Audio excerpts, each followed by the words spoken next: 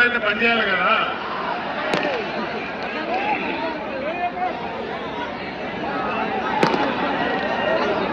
ఐదు నెలల కింద సాగునీళ్ళకు కానీ మంచినీళ్ళకు కానీ కరెంటు కానీ అన్ని రకాల వాతావరణాలు కానీ తెలంగాణ ఎట్లా ఉండే.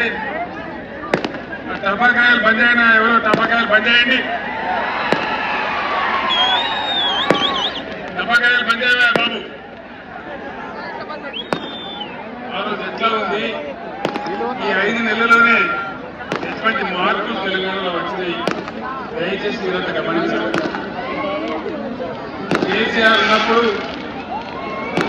టీఆర్ఎస్ ప్రభుత్వం ఉన్నప్పుడు బ్రహ్మాండంగా ఒక్క పాట కూడా పోకుండా వచ్చిన కరెంటు ఇలా ఎందుకు కరెంటు కోతలు స్టార్ట్ అయింది. బ్రహ్మాండంగా ప్రతి ఇంటిలో నల్లా పెట్టి అన్ని వర్గాల ప్రజలకు పట్టణాలలో అయితే ₹1 నల్లా కనెక్షన్ ఇచ్చి పేద వర్గాల ప్రజలకు కూడా మంచి పరిశుభ్రమైన నీళ్లు వాళ్ళ ఇళ్లలోకి అందాలని అందించిన నీళ్లు ఎక్కడ మాయమైంది దయచేసి ఆలోచన చేయాలి.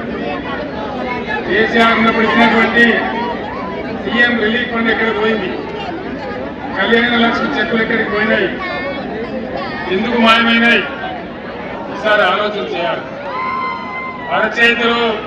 అరచేతిలో వైకుంఠం చూపెట్టి 6 గ్యారంటీలని చెప్పి కాంగ్రెస్ ప్రజలను మోసం చేసింది.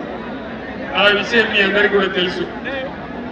మీ అందరు నేను ఒకటే కోరుతా ఉన్నా, అన్ని చోట్ల కూడా నేను అడుగుతా ఉన్నా, ఇలా మంచిర్యాలలో కూడా అడుగుతా ఉన్నా. ముఖ్యమంత్రి ఏం చెప్పినాడు, కేసీఆర్ ₹1 కోటి రుణం మాఫ్ చేసిండు, మీరందరూ పడిగెత్తండి, ఉరికి తీసుకోండి, 2 లక్షల రుణం తీసుకోండి,